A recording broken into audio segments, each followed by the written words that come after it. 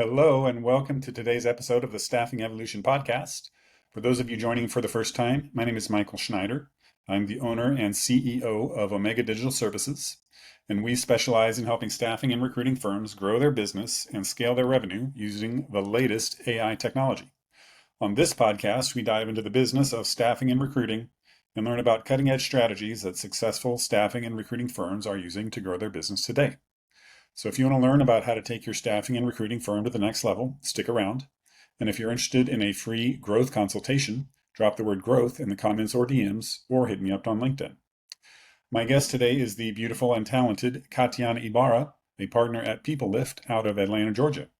Catiana, welcome to the podcast. Thanks for having me. It's a pleasure. Okay, why don't you introduce yourself and tell us a little bit about your journey as a business owner and executive? Thank you so much. So nice to meet you all. My name is, like I mentioned, Catiana Ibarra. I'm partner here at PeopleLift. I have been doing HR for the past 15 years in Puerto Rico, Latin America, and the stateside for multiple industries such as pharmaceutical, biosimilar, construction, IT, logistic, food and distribution, just to mention a few. What I do, I have been doing all roles, starting from recruitment up to right now that I lead and manage our brand, PeopleLift. I have a master's degree in industrial organizational psychology, which is my passion, is helping people, not only our clients, the employers, but also the candidates achieve their organizational goals and what it can be. It can be that next opportunity. It can be going and achieving their goals on profit and development. So everything that we can do for both sides is what I long and I want to achieve every single time. Um, what inspired you to join the business that you're in now? Job. I'm not gonna lie. Mhm. I study my bachelor's and master's, and in school they were like, you're gonna get job opportunities as soon as you graduate. So I was really excited. I did my internships. I was in a board of directors of my school. So I thought I was set and ready to start. And I'm like, when I graduated, there weren't any jobs for me out there.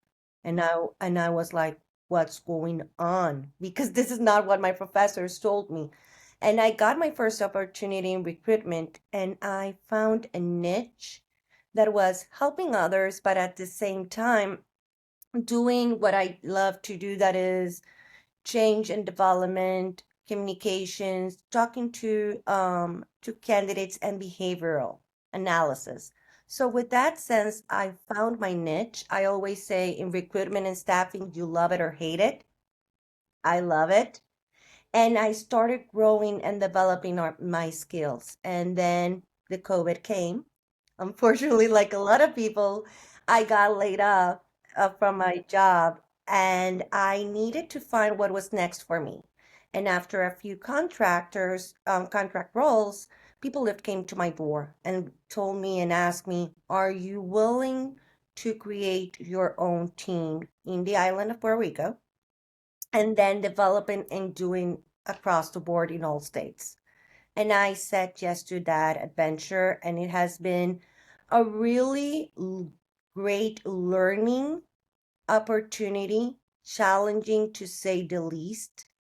But I'm so grateful that I said yes because I have seen my growth from 2022 to now, and I'm not that girl from those years ago.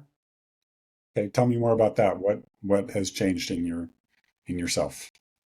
I think, first of all, is understanding what you want to do. Understanding, in my case, it was helping companies, helping medium to small size companies find those talented persons that are the right fit for the company. And at the same time, there's so many people like what I had that got laid off, that were in the same company for so many years that they don't know technology. They don't understand where they need to go to get that next opportunity. So us giving them that next phone call and be able to be like, we are here to help you out. That's an amazing thing that I learned. Another thing is, and this is very basically, I learned that it was okay to make mistakes. It that as someone that is growing their team and their company, you are going, it's not that you may, no, you are going to make mistakes, and you are going to be needing to say, I I messed up, scratch, stand up again, and Yeah. do it. Yeah. And that is something so valuable that nobody gives you that flexibility of doing it. I had the pleasure that one of my business partners told me it's okay to do it. And I remember coming crying and be like, I just lost this opportunity and this proposal, and I'm so sorry. And he's like, are you okay? And I'm like, yeah, but I messed up. He's like, no, you didn't. That's normal. What do we learn? Did you learn from this? Hmm. Yeah, the And fear of making a mistake holds many people back. But exactly. I look at it as like, let's hurry up and get the mistake over. Let's accelerate to the next mistake because then we can No, learn and go from it.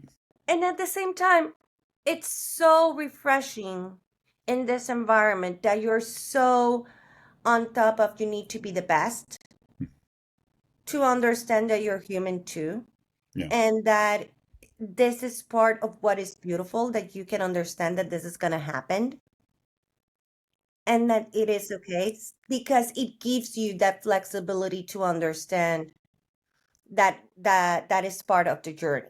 And at the same time, if someone tells you that growing a business it's going to be easy, that you're going to have that famous line that I always use, work life balance for that first few months and years while you are creating and building and connecting, you need to understand that this is going to be your baby. This is going to be your sweat and tears. You're gonna have high days that you are going to be able to do your work in 4 hours, and you're gonna be able to be with your friends, families, and whichever you decide to be with. But there are some days that are going to be it's midnight, and you're going to be in your computer because a client needs something in less than 8 hours, and you're gonna need it. But if you're passionate, and this is the key, if you have passion for what you are doing and what is your vision and your mission, and you don't forget it, because when you forget it, it's when it starts getting boring. You don't feel that is worthwhile, Yeah. and then it started hurts. Mhm. Then you start getting down on yourself. Why am I doing this? This is too hard. I can't And do then what it. you're gonna do is like, let me look for that desk job that I had 2 years ago that it was a lot of work, but hey, at 5 p.m. I'm gonna clock out and I'm not gonna need to Yeah. be thinking it. While this one gives you the creativity to dream as big as you wanna be. Hmm. Nice. Yeah. So it sounds like you really grew a lot. I love what I do. And Yeah. and it's very simple. And I know that you hear it a lot, but I love what I do. There's nothing more satisfying in the world than when I can help someone out Mhm. that was unemployed or they were dreaming about their next job and they didn't know how to. And they just reach out and they say thank you. Or Yeah. they did an interview, they weren't my right fit for a position. And instead of me just being like, yeah, I'll call you, don't call me, I'll turn it around and be like, okay, I'm not seeing you for this role, but I'm gonna help you be successful on your next role or on your next interview. Yeah. And those little details makes the difference for a candidate and also for a client because I'm not wasting their time. Yeah, absolutely.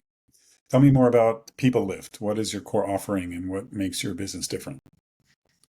The human factor. Basically, to the core, we are a company that embrace technology. Everything that has to do with AI, we do it.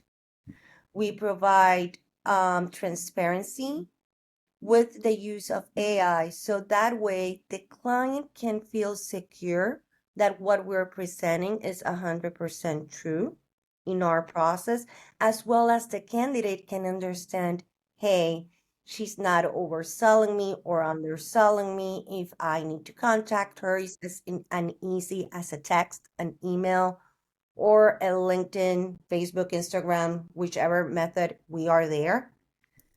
But the basic need is that with the use of AI and technology, we need to remember there's a human in the process and an interaction in the human factor. So it's us as a team making sure that they are felt heard.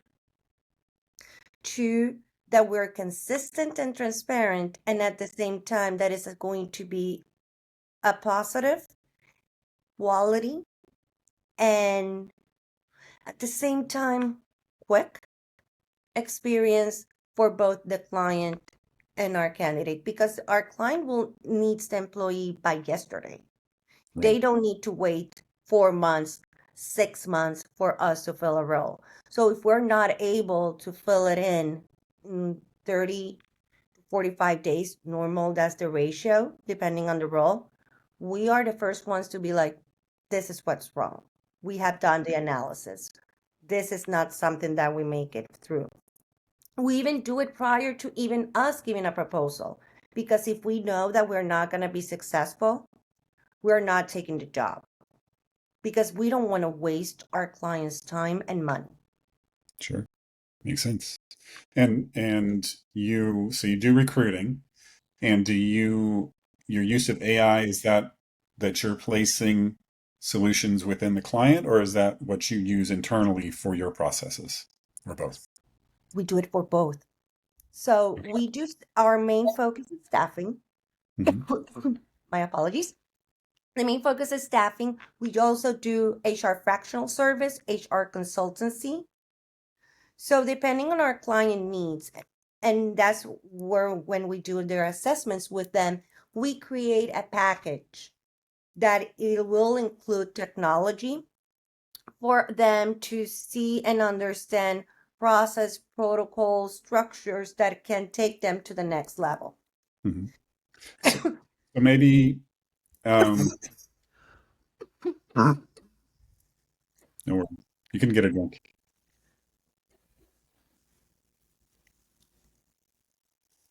Oh wait, that's fine. That's fine.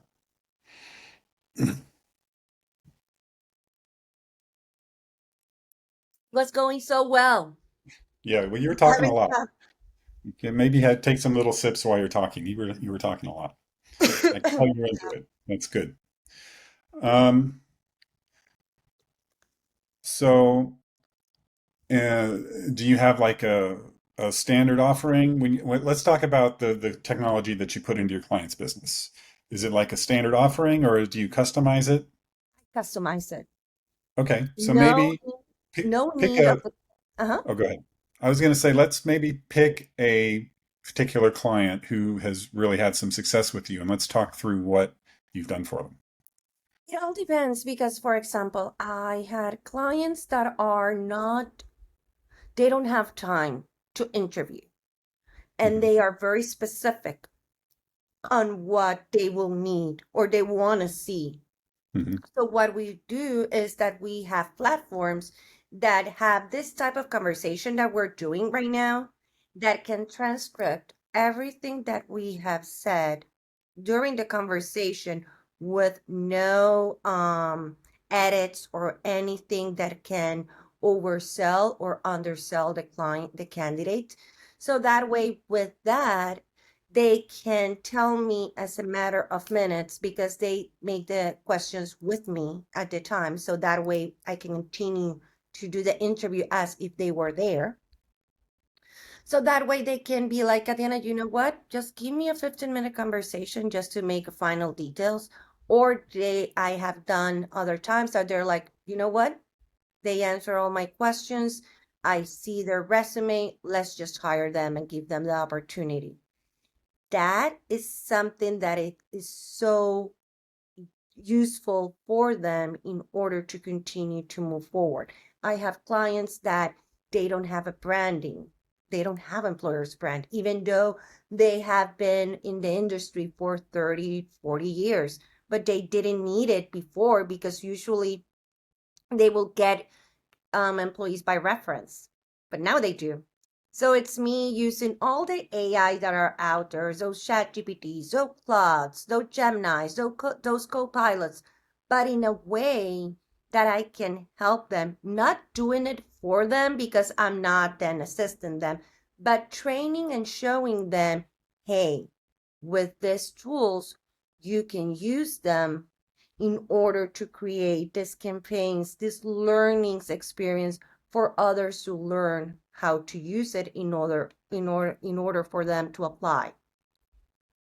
That's basically one of the best ones that I had out there. So you don't implement it for the client, but you train them in how to do it? It all depends on the client. Okay. Let's get, Because let's talk about, if I'm doing HR consultancy, I'll implement, I'll train, I'll yeah. create, I'll train.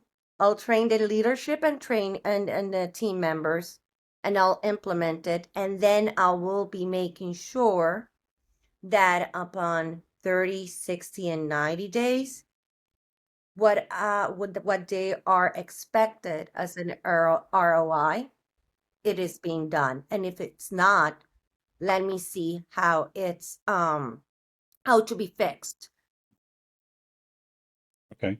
So if a company came to you and said, "Oh, we're really having trouble, finding the right candidate," what would you bring to the table for them? First of all, why? Why are you not being able to be successful? Second, what are you looking for? Hmm. Let's talk about what are you looking for? What is the unicorn out there that you're trying to look? And after hearing all of that, having the conversation of, is this realistic? Is this something that it's out there? Oh, and a lot of them comes with ChatGPT job description is there like, hey, somebody ChatGPT said it is, and we need to be open and knowledgeable enough to be like, this is the market. Those positions are not out there, or how can you in your budget be able to fill it? Because usually it's also that it's not that the position is not out there, is that they want to pay 60K for a position out there that is paying 120, to give you an example. So it's just a learning experience for the client as well, and creating that trust between the consultant and the client for them to know that you're doing their best interest at heart. Yeah, makes sense. And how about internally?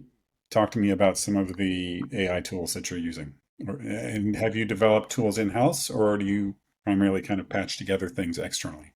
It all we use them all. I think that at this stage in the game, if you're not using technology and AI to the best of your ability, you are not going to be someone that is going to be able to help others out in the near future because of everything that is changing so much and so fast. It's very difficult to be ahead if you're not already using it.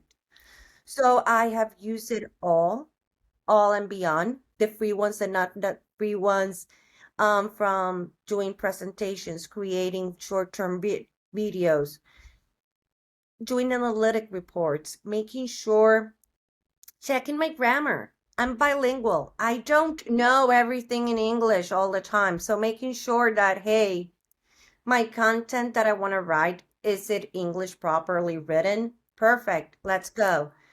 It's just understanding that, and this is something that I tell my team on all the time. AI is, it can be your best friend, but it can be your worst enemy. So whenever you use it, you need to be able to have a judgment eye Because if you trust it 100% and not review it, you're gonna get burned. And you know what? People are realizing when ChatGPT wrote it, or Claude or Gemini, than when a human does. So it is really important for you to be using it wisely, effectively, but having those right prompts in order to, from an email that you want to create that sounded professionally, up to a proposal that you just want to review to see that it is in compliance. Anything and everything can be done, but you need to know that you need to review it, that you need to see to check that everything is there, and that, again, that human eye, that human factor is not forgotten. So I've heard you mention, like, you talked a lot about more like content creation, proposals, marketing content. Like, what about processes? What about processes that you've automated using AI? Do you have any examples there? I have process automated from um and it all depends on the position and the roles. I have done my screening methods. I have where I can see on a resume if they are aligned to the role or not. That's something that, if you are writing the right prompts and the right scopes, it's going to be showing who of the candidates, they won't reject anyone. And this is really important. They won't reject. So you still need to see them all. But it will show you based on ranking which ones they feel, because of the competence and the conducts and the tasks, that are going to be more aligned. So those are things that are very essential in our process, and it's more of the time consuming than anything else. Note taking, that is something that I used to have a notebook every single meeting, every single call. It doesn't matter where we were. I used to have a notebook with me. I haven't used one in, I don't remember, because I have tools right now that all my conversations, not even on video, emails, calendars, and other platforms, they will create those notes for me in order for me to know what task I haven't done, what I need to be doing, and what I have to do, and what are my priorities for the next day. Oh, And so little by little, that is going to be time consuming for you. So, it even follows your whole sort of workflow. sorry. Nice. It follows your whole workflow across like multiple tools and helps you organize your day. Staffing needs to be on multiple tools. Yeah. We need to understand that staffing is going to, you can't only depend on Indeed or LinkedIn or ZipRecruiter for you to identify those right candidates, because it's all depending on the role that you're looking for, the client, the industry that is going to be working on. At the same time, you probably are going to do the old fashioned way, that is picking up a phone and talking to 10 of 100 of people before finding that one candidate that works. So having only one tool in this industry is never going to work.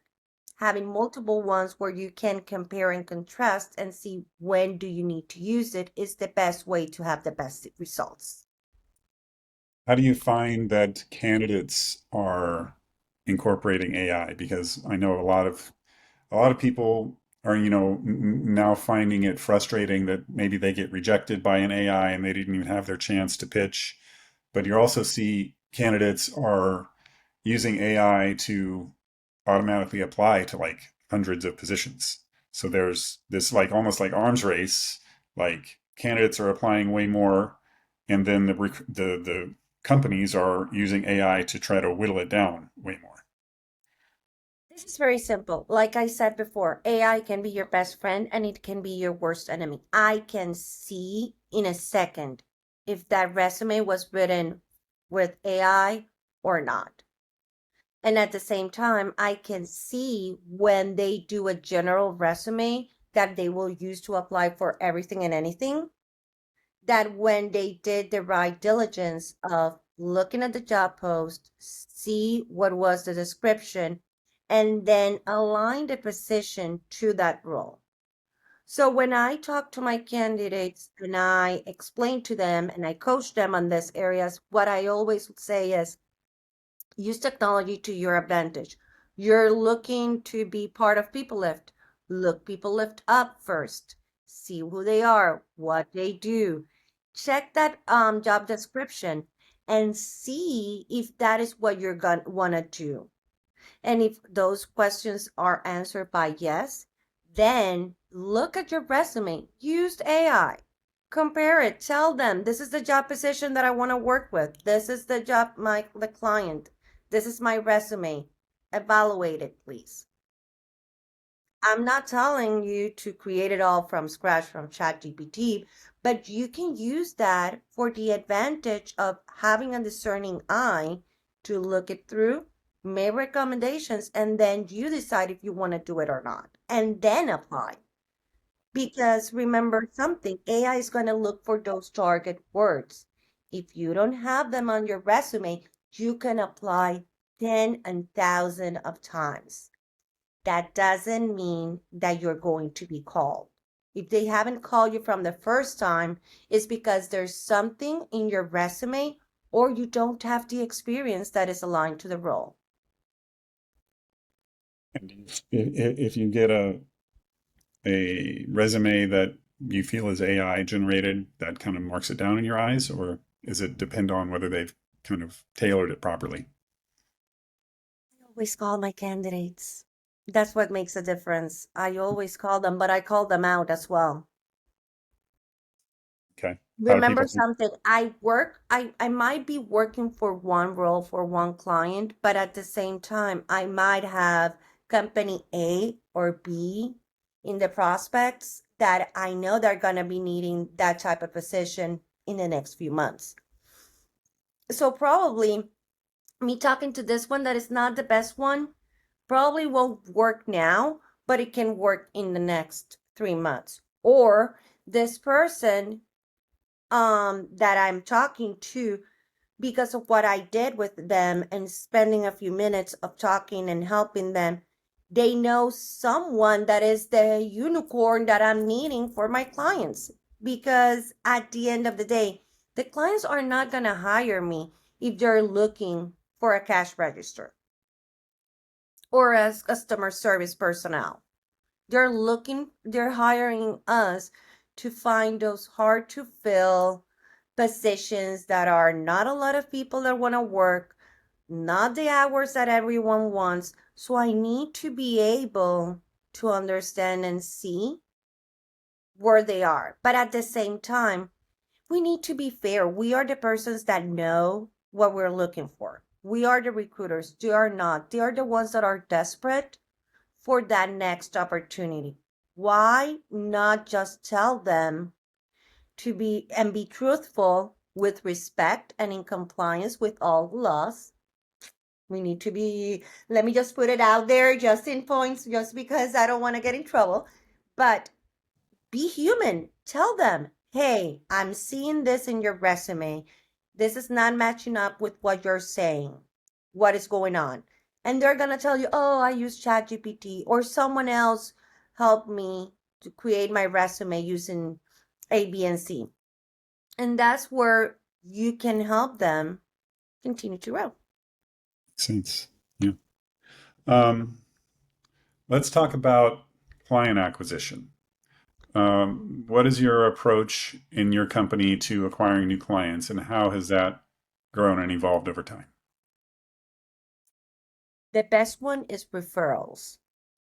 Doing it right from the first time that you are interacting with our clients. And our clients is not only the person that I'm providing the service. It can be a supplier that is also partnering with us with that from to provide those services that they see and understand our value, and then we continue our growth. It is important to be transparent. It is important for them to see that we are taking care of them in order for them to see their value. And it's not just we're paper pushers, we're just wanting them to fill a role, or we just need them to have the structure for human resources, and then after 3 months, we're done. No, we are here because we care. We are here because we value our partnerships and we want to make it across. Another thing that we do, we make noise. I like to say it that way. We don't just stay in our offices. I'm part of SHRM. I'm part of the Chamber of Commerce. I'm in part of the Transform Association. My founding partner is also part of the Chamber of Commerce. He does activities on SHRM in Atlanta. He is part of doing a lot of educational in universities. So getting our voices across, yes, it's something that it takes a lot of our time and it's a lot of sacrifice, but people get to know you and they see your product and they see the quality of your product. And that gets noise out there for them to be like, I want to work with you because if you're that passionate, not only for your company, but for to helping others, how you're going to be with us? So that is just something that you need to understand that when you're hitting this area, you're going through this entrepreneur leadership role, you need to be 100% on board. And that means going out there and showing and making them aware that you're here. And you're going to have the main companies and you know the names. I'm not going to say it out loud. They are going to be out there, but there's space for everyone and anyone. You just need to show up and show your value, and they're going to call. What channels do you find to be most effective? Wow, that's a good one. It all depends. In Latin community is Instagram and Facebook. On American, depending on which side of the state side you are, it's LinkedIn and TikTok, even though I don't like TikTok that much. Sorry, I'm a millennial. But it is that. I think it's being in the in person, going there, out there. There's a huge need out right now to mix both of I see you on LinkedIn. I want to meet you because I miss that interaction between the technology and the human. And at the same time, if I met you in this event, I want to see you on LinkedIn to see and connect you. So that way I can see your post, I can see your videos, I can see what events are you doing so I can be there as well. Yeah, makes sense. And you're advertising, you do any advertising or purely like content? The advertising comes as you do your service.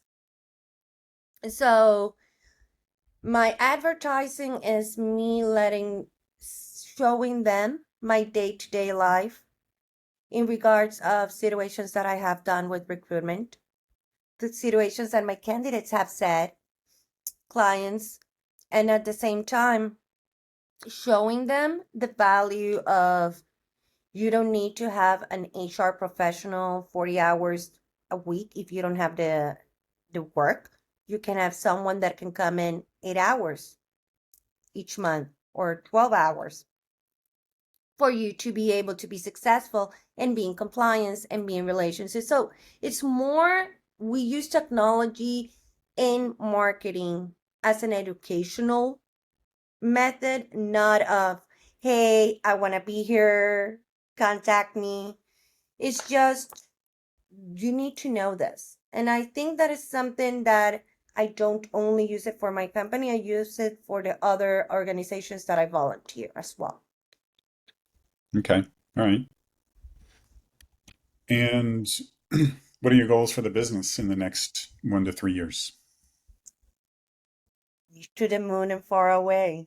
I literally, what I want to have grow a company where I have all three services provided in the same amount of growth. So it's HR consultancy, HR fractional services, and also staffing that are being need not only for the American industries, but also for the Latin America community, and be able to be a center for newcomers that have just graduated, for them to have that first opportunity of, here you go, this is what is out there, and then continue in helping them on their path.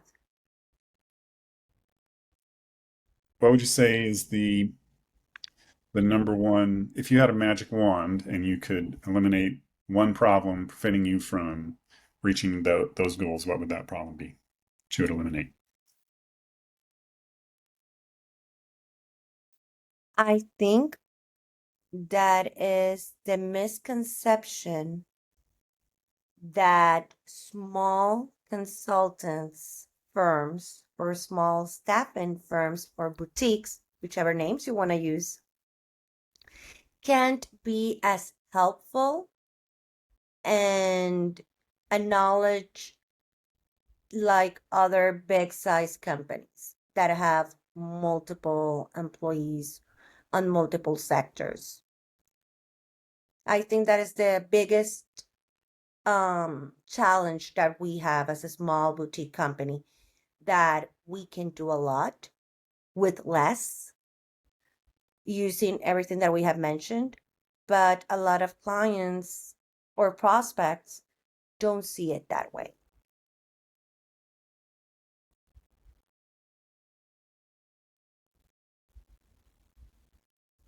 Sure. How do you overcome that objection? How do I overcome that objection? Showing them I love to. I think as a girl, and this is me saying the girl thing. I come from a generation that we needed to prove ourselves over and over again, that we were able to do it, and we were able to not only being able to do it, but we can do it the same and even better sometimes. Just give us the chance and the opportunity. So for me right now at this moment is not wasting any minute that I can have. If I have a prospect or a lead, it can be an ad event. It can be that they've replied to a message on LinkedIn or via an email on a campaign that I did.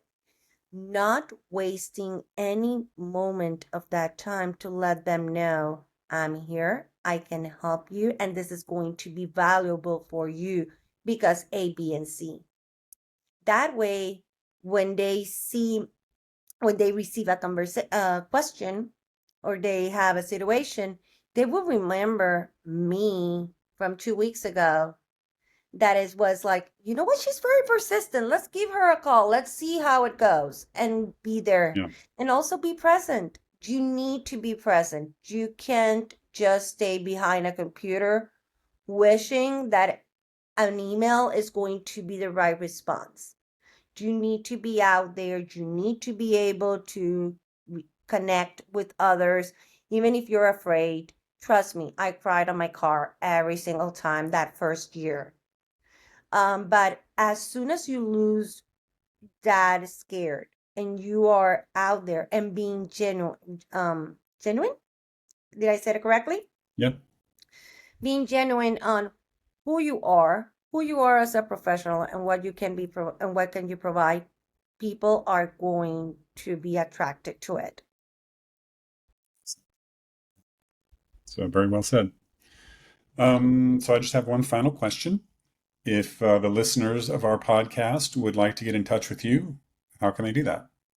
Sure. If you're a candidate or you're a client, whichever you are, and in this spectrum, that want to have a conversation with me, you can do it on via email, Catiana@peoplelift.com. You can look us up at www.peopleleft.com or on LinkedIn, peopleleft.com. And also add my name, Catiana Ibarra Ponte, and I'll sure accept your connection and we can start having that conversation. Awesome. Well, I really appreciate your time. It's been a great conversation. Thank you for No, being on the podcast. thank you. It has been a pleasure talking to you. Okay.